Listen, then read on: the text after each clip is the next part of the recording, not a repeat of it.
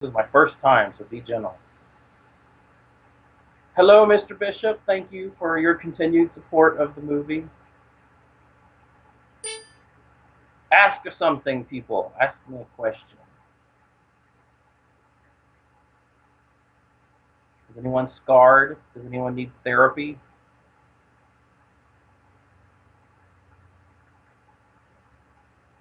How long did it take to shoot Found? Too damn long is the answer. We originally planned to shoot for a couple of weeks in the summer of 2012, but right about a week before we were supposed to start shooting, two of our cast members bailed on us. Steve, the older brother, had some issues with his family, not wanting him to be in the movie, threatening to kick him out, actually, if he made the movie. And then we also had David, Marty's friend, that has movie night with him. The actor we originally had in that role, his father had the same kind of issues at the last minute. His mom didn't think that there would be these issues, but there were. So all of a sudden, we were missing two big cast members, and that delayed the start of our photography by about a month, I think. And then school was starting, so our plan to get the kids shot before school started was all shot to hell. And we ended up shooting mostly on weekends, a total of 32 days spread out from August into December. So too damn long is the short answer. Another question, let's see. How in the hell did you come up with this story, Mr. Skeeter Buster? And I mean that in a good way. I didn't come up with the story. This is the very first movie I made that I didn't also write.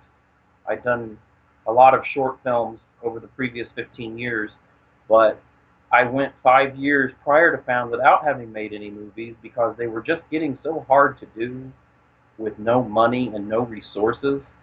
And I wanted to make a film. I was getting pretty depressed about not making films, but I needed to wait until something awesome came along. And then I stumbled across Found at the publishing company I work at here in Bloomington, Indiana. Todd Rigney, the author, published through the place where I work, and when I read the first sentence in the book, it was, "My brother keeps a human head in his closet." So I was hooked from the very first sentence, and it was a really, really quick read all the way to the end, and I was just exhilarated at the end of reading the book because I wanted to make it into a movie so fucking bad. And fortunately, Todd let me. So you can blame Todd for the content. He did it all. But man, I was a fan of the book from the moment I opened it up. Okay, the movie posters question, Mr. Bishop has: how have you received? Have I received guff for all the licensed movie posters and tapes? Have you been asked by distributors to blur them out? Well, we're still waiting for a distributor to A, be interested in the movie, and B, give us money. We've had a lot of distributors be interested in the movie, but none of them are willing to pay any upfront fee whatsoever, and we're just to hell with that. We'll do it ourselves before we do that. Most of the posters in the film we have permission to use. There are a couple that we didn't get permission to use, so we tried to use obscure movies, and if necessary, we can blur them out. I have a digital artist friend in Seattle that I might be able to make busy if that ever happens, but hopefully it's not an issue. I know fair use is out there to some extent, but who knows if that'll cover us or not. It was a pain in the ass, really. We knew we had to decorate the rooms with stuff from the zeitgeist, movies and TV shows and bands, and we really wanted to fabricate all these fake movie covers and posters and everything, but it was just an overwhelming task that got ahead of us, unfortunately. But most of them, like Muscle Wolf gave us permission, Dark Carnival gave us permission, Synapse and Blue Underground distributors gave us permission to use their covers. And I really wanted the Without Warning poster in Marty's room, so we got the director of that film to actually give us permission for the artwork he originally commissioned. So hopefully that answers your question. And I might be missing, questions are coming in a little bit. I'll try to get caught up here. Have you ever talked to Todd about possibilities of where the characters go beyond the end of the story film? Well, I'd be lying if I said Todd and I never talked about the possibility of a sequel, but it's probably not going to happen because I don't think it would be as interesting of a story. I always thought Found was maybe a prequel of sorts to something like Maniac. So I think if you've seen Maniac, you've probably already seen the sequel to Found. Todd and I are interested in making another movie, though. And we're both working on short stories that we're going to weave together into an anthology a la Creepshow or Trick or Treat, something like that, that hopefully we can announce at some point down the line. And Slicing Up Eyeballs asks, oh, you saw us in Nevermore. That was an amazing place to be. We really loved being in Durham, by the way. You were shaken up to ask anything in the Q&A afterwards. Well, we're glad you were there. And now you've had some time to think about it. This movie walks a fine line between criticizing horror and paying homage to all the... I think the question got interrupted. To all the good and bad horror that's preceded it. Did you worry about people misinterpreting it as blaming violent horror films like Headless for Steve's actions? That's definitely in the movie. We like the fact that Found deals with so many issues, one of them being, does horror inspire people to do horrific things? I've always thought that was an asinine, stupid question. There are always going to be, not your question, just in general, I always thought there are always going to be a few weird people in the world that are going to react to what they see, whether it's movies, TV, music, something on the street, something in the news. But what's the alternative? To not ever do anything the least bit controversial, to never portray the least bit of violence or the least bit of sex or anything possibly that could stimulate someone like that? No, that's not the answer. So I don't believe that we should censor ourselves at all. There is such thing as good taste. That's in the eye of the beholder. But I don't think anything's off the table. So I thought it was fair game for Found to dabble with that question, whether or not it's true. And I think possibly in Steve's case, it is true. I think he was inspired by Headless to quite an extent. But that doesn't mean that most children or most people are going to be inspired by it. So I think Found tackles the issue, but I don't think it offers an answer, and that's the way we wanted it to be. The next question. Any interesting stories from filming regarding safety issues, catering, etc.? Well, for catering, I can tell you we originally planned to put a little more effort into having good food on set, but Gavin Brown, the little rat bastard that plays Marty in the movie, would only eat McDonald's French fries. This kid has never had a hamburger. This kid has never had pizza. He's going to die if he doesn't eat some more food. And I understand that his mom has actually got him to try some new things other than McDonald's French fries. But that's our catering story. And there are plenty of stories probably from filming. Safety issues. I mean, Shane Beasley as the Headless Killer has more than once thrown his back out of whack. And one time was when he was lifting Angela Denton, the Headless victim, up to carry her over some other place and behead her. But he was a trooper and kept on acting.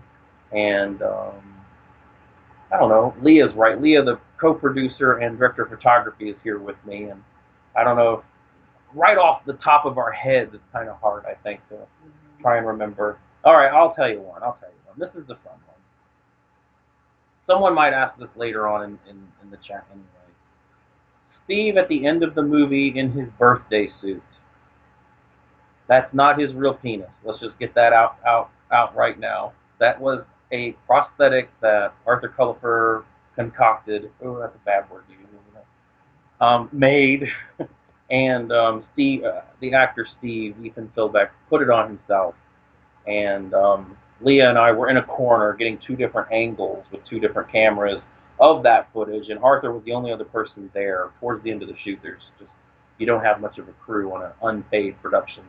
But there was something going on somewhere in town, and we lost power a few takes into the shot where Steve turns the corner into the bedroom in his nude, and that's when the power went out. And that's kind of when you think maybe God is trying to make a comment on your movie, maybe like trying to shut you down. But what's even funnier about that moment was that throughout the evening, Steve's penis kept falling off. It was basically a dildo on a little aluminum nub, and it was covered with blood, and it would slip off, and you'd hear a thud on the floor of the bedroom, and that's how we knew, oh, Arthur, come in here and pick up the penis and give it to Ethan so he can put it back on, because Ethan, the contraption was duct taped to the small of his back, and if he bent over, he'd basically pull it off, pull it entirely out. So it was a really sad image, seeing this guy trying to bend over and pick up his dick that just fell off, but he couldn't reach it. Really sad image, and as sure as shit, when the power went out and it went dark and quiet for a second, then we heard the thud. So that's our little story about that. That's probably the most interesting one I can think about from the making of it. Let's get another question on here.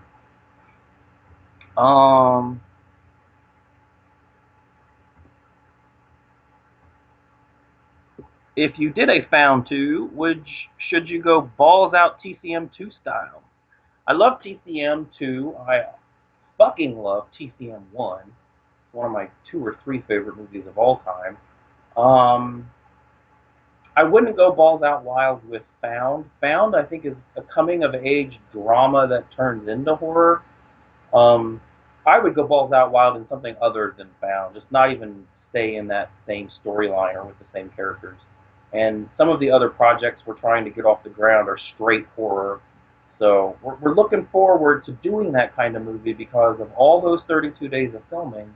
The most fun that I and the effects guys and Leah and Damien, the producers, the most fun we had was on Headless. We were all in our elements doing that part of the movie, and we would love to go back to doing something like that. We've even talked about doing a full-length version of Headless. The challenge is that there are so many slasher movies, and we can't really find a way to make Headless unique on its own. So we're dying to do it. Hopefully it'll happen soon, but Found 2, probably not. I agree, Mr. Bishop. Don't ever make Found 2. It'd be like E.T. 2, the Green Planet story or something. It just doesn't need to happen. I'd love to see a Headless film. I would too. We just have to find the right construct to put it in. Given the construction of the last few shots, was it tempting to have Marty not survive? I don't think we ever thought of having Marty not survive, but we did think about maybe leaving it vague. And I like what we ultimately did. We left it vague for as long as possible. And I hope people are worried about, oh my God, everything else that's fucking happened in this movie. Is Marty dead? So I was hoping maybe that was your happy ending, the fact that he's not dead. Everything else has happened, but he's not dead. So we thought about it a little, but in the book he's still very much alive, and we tried to be as faithful to the book as possible. We know the father is definitely racist, but when Steve is explaining himself to Marty, is he being genuinely racist or using that as an easy cover-up for what he is doing? This is the question that we have been asked several times, and we've been criticized about the movie for more than anything, the way the racism is handled in it. Yes, the dad's very much racist. Steve may or may not be racist. He definitely tells Marty that racism is the reason he kills people. And I think the people who haven't liked the movie, which thankfully there haven't been that many that I know of, they believe Steve when he tells Marty that. And I don't. I never thought that was the sole reason that Steve killed people. I think it's a lame reason if it were. He uses that excuse with Marty because he expects that with the experience Marty had with the bully at school, that is a way for him to get Marty on his side. And he just expects that will be something Marty would understand and accept his brother for. So no, it's not really the reason why. It may or may not play a part in why Steve does what he does. I think subconsciously it's a way for him to win back his dad's affection. He probably hasn't even thought about it quite that much, but I think that might be playing a factor in there. And I think as far as Steve's motivation for killing people goes, once you see that boner at the end of the movie, there's your answer. Um, he literally gets off on it. It's tied to his biology. Hurting and killing people literally arouses him and gets him off. It's his fetish. And that was the most original and interesting aspect of Found that I could think of. There were a lot of reasons I wanted to make it, but that one was the reason that seemed the most fresh to me, that I hadn't seen explored in too many movies before. So we definitely fought to keep that in the movie. When I say fought, not like we fought with a studio, but with each other. And that's your reason. So I think that's all I can say about Steve's motivation. It's not a tidy answer. People looking for a hard answer might be disappointed, but Todd in the book and me, hopefully as a filmmaker, we don't want to give hard answers. We like things to be a little vague. We like shades of gray. Things that are tidy tend to be boring. Next question. That was a good one. A Boogie Nights prop. I'm not sure what that. Oh, I see. No, it wasn't. Did you know any of the actors personally, or did you bring in everyone via casting calls? Casting calls really suck when you're a no-budget filmmaker. We know now because we did them. They suck because in Indiana, and probably in lots of areas in the Midwest, anywhere not New York or LA probably, many people think they want to be in a movie or help make a movie. But as soon as they show up that first day, they learn how boring it is. It is the most godforsaken, boring thing to do if you're not the director, the DP, or an actor on screen all the time. If you're anyone else, it's tedious. It takes all day long and you lose interest.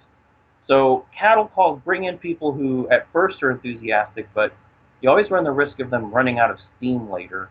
And a lot of people think they might be a good actor, but really they're not. So you have to watch a lot of bad auditions when you do an open cattle call. Sometimes they can't be avoided. If you have to do it, do it. Just be patient, bring caffeine. Fortunately, on Found, we knew a woman named Sheila Butler who has worked with damn near every kid in the Bloomington, Indiana area. And she was able to target casts for us and contact the families that she knew were fairly liberal or progressive, or wouldn't want to burn our houses down for suggesting their kids should be in this movie. And she got Marty for us, and she got our first David for us, and she also helped cast Steve, and she got us Eddie Jackson, the bully. So that was tremendously helpful, having someone with those resources. Without her help, I don't know how much longer it would have taken for us to weed through children and find a kid that A, looked the part, B, could act, and 3, who wasn't going to be traumatized by the experience.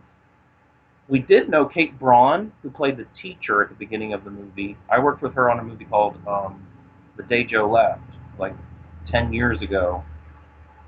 Leah, other than that, was there anyone? Leah had actually worked with Andy Alphonse, the preacher, and Phyllis Monroe, the mom. See, I forget these things. That's why we have to do commentary tracks as soon as possible before I forget them all. So we knew some of them. We had never worked with Louis Lawless. He auditioned, sent us an online audition, and we cast him as Dad. And Steve was through Arthur Cullifer, working, our makeup effects guy, working on a stage production. He just saw him in My Fair Lady and suggested that he should audition. So you get people every which way. You just have to cast as big a net as possible when you're casting, because it really is a critical part. For the director, if you have actors that can't act and you're just trying to milk something out of them like blood from a turnip, you're not going to have a good movie. So I told Todd at the very beginning, I told Todd the author, if we can't cast the movie, we're not going to make the movie. But fortunately, we were just able to barely get people good enough to do these roles. So casting, very hard. Maybe I gave you some advice there, I'm not sure. What were some other influences on Found and your filmmaking in general? Let me take a sip here. Talking too damn much.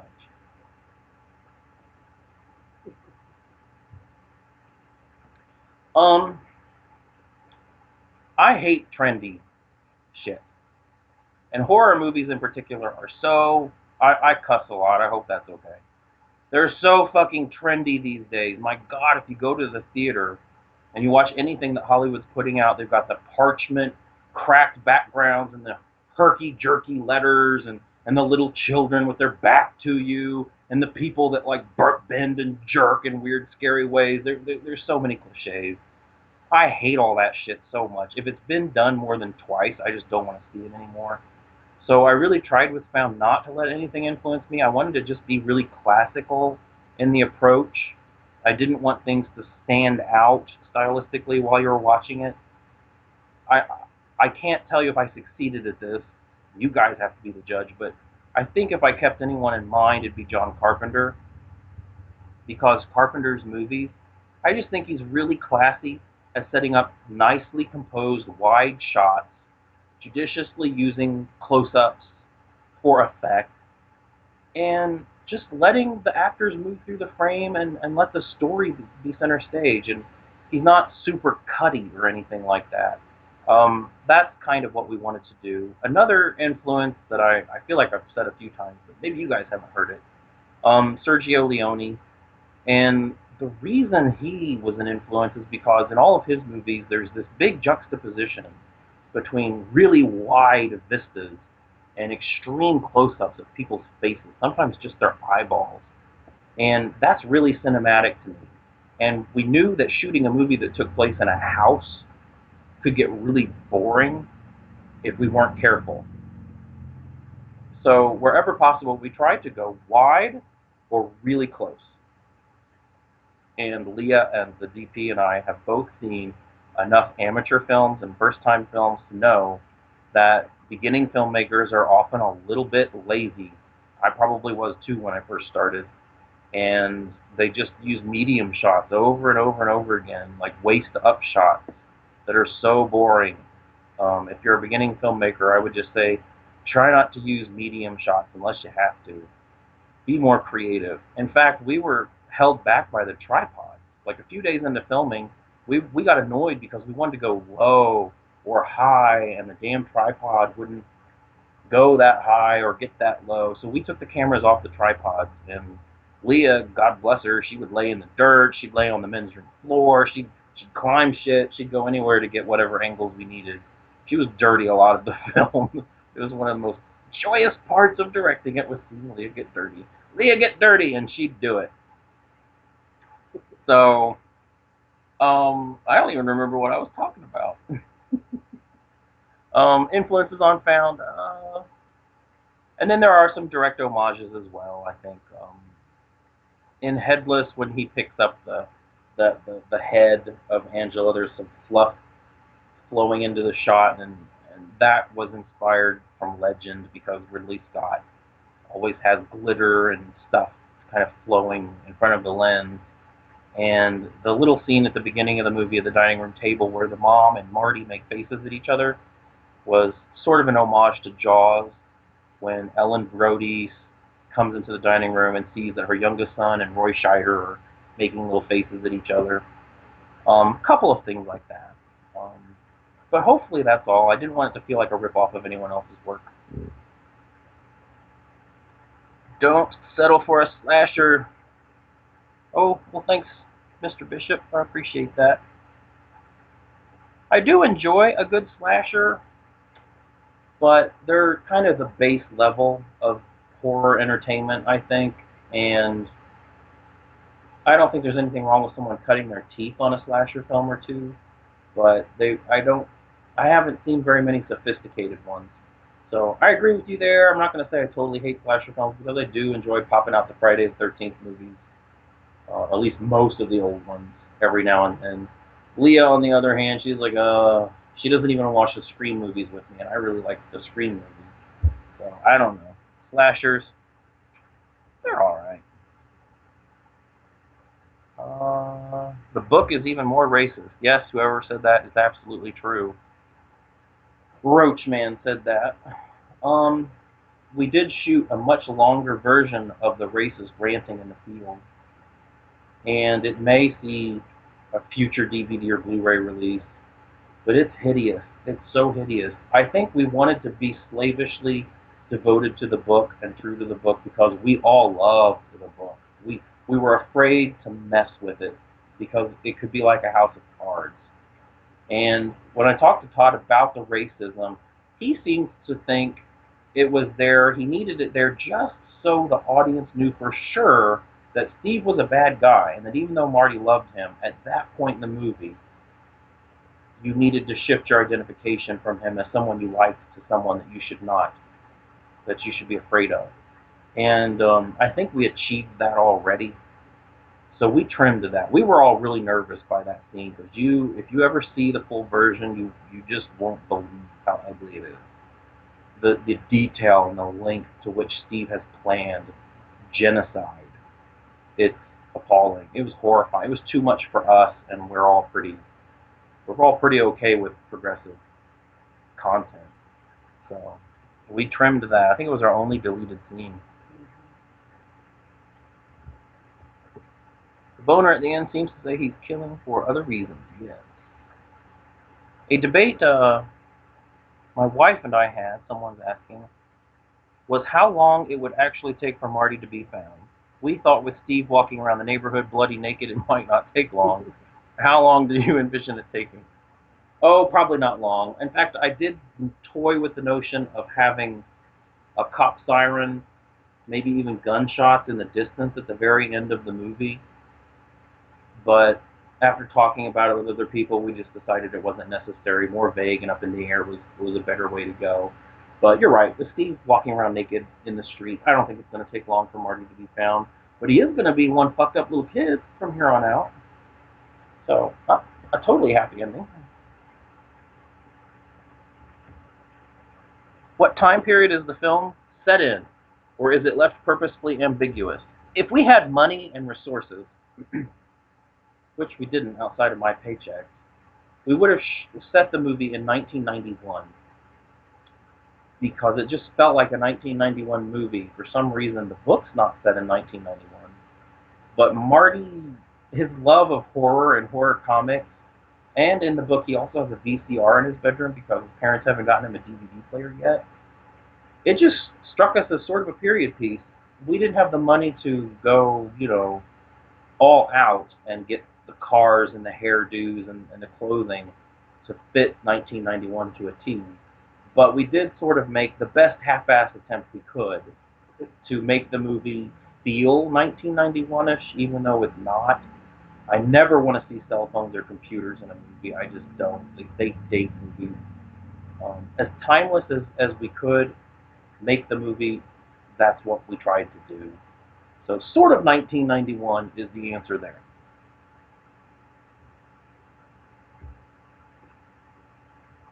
I believe I saw a picture of Leah on the floor by the urinals in the boys' bathroom. Totally awesome work, Leah. Yes, Leah, man, and Deep Dwellers too, man. It had rained the day that we shot Deep Dwellers at Lake Yellowwood and Yellowwood Forest out in Brown County, Indiana. And Leah was rolling in the mud and the creek water with the camera. Love getting my DP dirty. It's fun. Sharknado. I haven't seen it. It looks really stupid. I don't really want to see it. I have friends who love it, and I have a friend who gave it a 5 out of 5 yesterday too. So I don't know. I may end up being forced to see it, but Sharknado is not something that I would want to do myself. Jaws, on the other hand, top 10 material right there.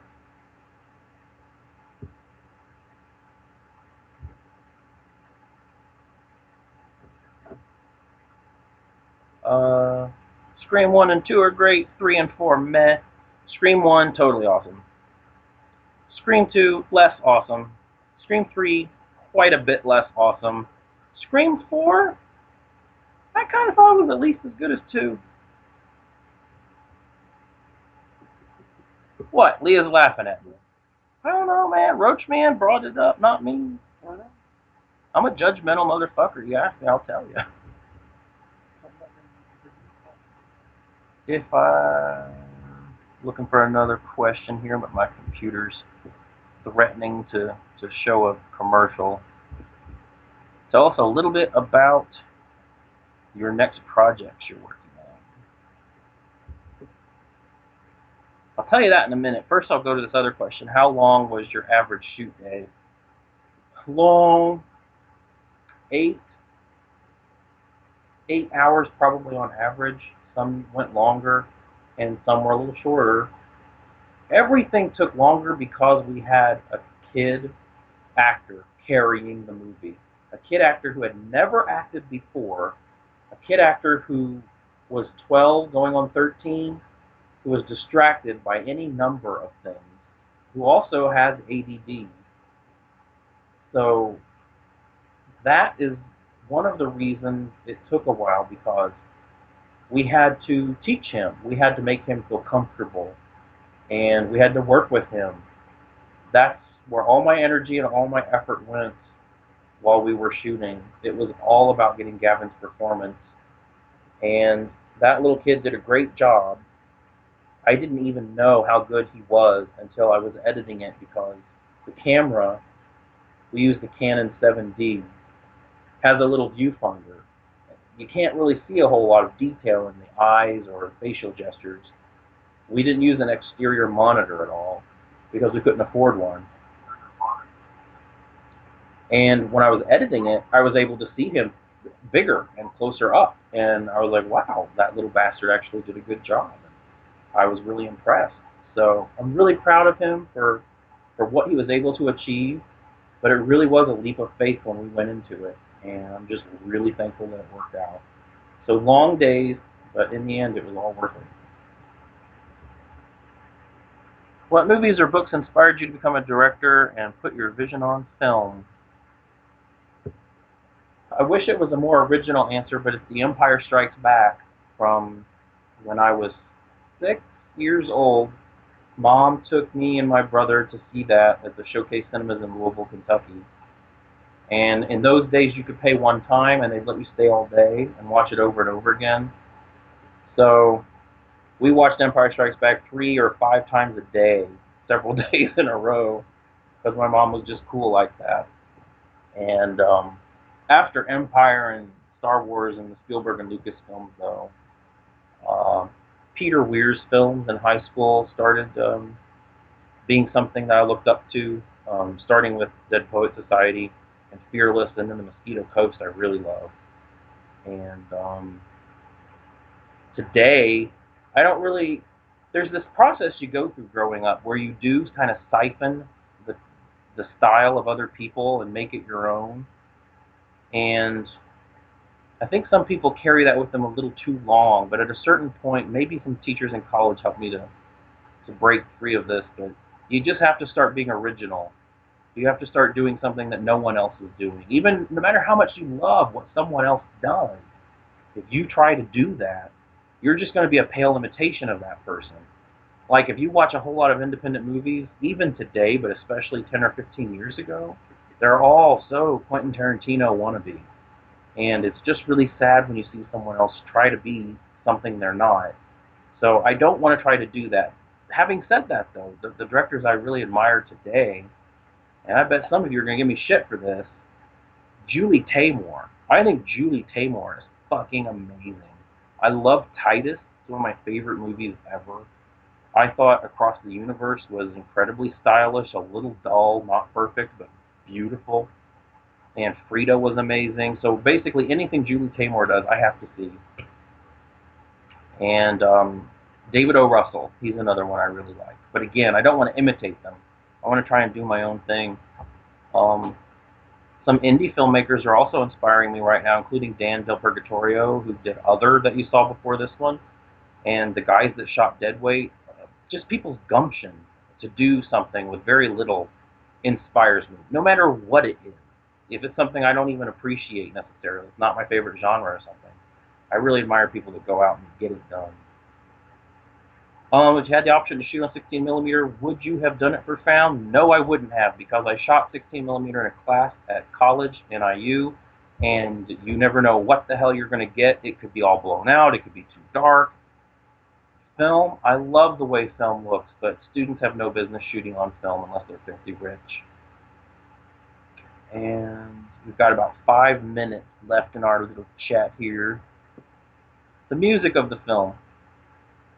Where did you find them all? Man, if there were ever movie gods shining down on Found, it was during the last week or two of editing. I need another sippy. Talk too much, your mouth is dry. We had a composer working on the film, and he was running out of time, and his stuff wasn't working totally. So at that point, I was fortunate enough to know Aaron Marshall, and he volunteered a few times during production to loan whatever music he already had. And I was like, we're not going to need that, Aaron, but thank you. Turns out we really needed it, and it was perfect. Aaron's music was perfect. He contributed, I'd say maybe at least a quarter, maybe a third of the music. And then Matt Zink, one of the music supervisors, a friend of mine at work, was able to scour the internet and find Bing Satellites in the UK, who composed a lot of ambient stuff that matched in style what Aaron had done. So Bing ended up doing about a third of the music, maybe a little more. So between the two of them, they had most of it covered. And then a friend of ours, Magician Johnson, who also is a member of Race Band, contributed the original score to Headless, and his songs from the group Race Band are what Steve listens to in the movie. And then Greg Wright is another composer, a friend of ours, who composed another few tracks for the film. So it was a motley collection that has no right to work as well as it does. But man, I'm really happy with the soundtrack to the movie, and I'm just glad the movie gods were shining down on us that way. Other indie films that have wowed me, well, The Taint, El Monstro del Mar, Cedar Ridge, Motivational Growth, and I'm probably blanking on several I'm going to forget that I'm going to regret not mentioning. I do want to mention right now that our DVD is for sale. Look, I'm hawking my shit. We only have about 200 so more copies of these. There were 1,000 made, and it's a limited edition. It is $15 plus $3 shipping within the continental U.S. It's available at foundmovie.net. You have to have PayPal to send us the money, but we'll ship it to you. It's got 2 commentary tracks, one with me and Leah Taylor, the director of photography and co-producer, and one with Gavin Brown that played Marty in the movie, and Phyllis Monroe who played Mom. And there's a chance this will be the only unrated version, especially in some countries. Our international sales rep has already told us there are a few countries in Europe and Asia that are going to want it cut in various ways. I don't know if America is going to be quite that strict. But the commentary tracks will only be on this version of the movie. There might be other commentary tracks on future editions, but they won't be these. So if you love the movie, please, you can further support us by going to foundmovie.net and ordering the DVD. We also have Roachman and Bag Lunch t-shirts available there, and the book. So support indie film. Give us your money. And we have a Facebook page, facebook.com/foundmovie. Please go there, like it, and go to IMDb and look us up and rate us. Let us know what you thought, either at IMDb or Facebook. We would love to know your thoughts if this was the first time that you saw the movie. Leah, can you think of anything else I'm forgetting to say?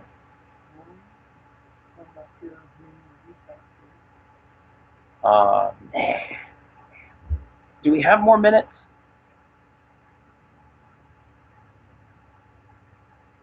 Sure. I think the last thing we were gonna say was the future project. I would love to do this post-apocalyptic survival story, sort of like Quest for Fire, but I'm scared to death to shoot a movie that takes place entirely outdoors with people who are wearing barely any clothes. So if you have a whole lot of money, please send it to me, because I think the only way I'm going to get people to run naked through the woods in a post-apocalyptic survival movie is if they're paid. Other than that, there is the horror anthology that Todd and I are working on, and there are a couple of other projects that are percolating that I'm not quite ready to talk about, but we are dying to make another film, and I hope that we can announce it soon. Thank you all so much for watching the movie and for chatting, for letting me chat at you anyway. And Please, if you like the movie, just talk it up. Tell your friends. Peace.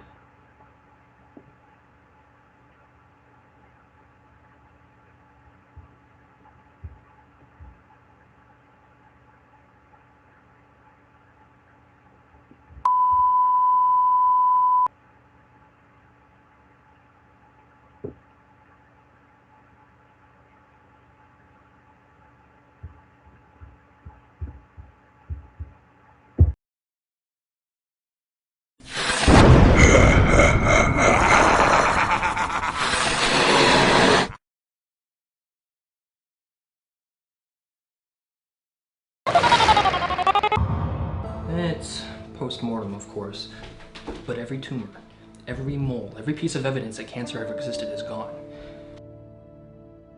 I didn't want to show you this. Jesus, Pete.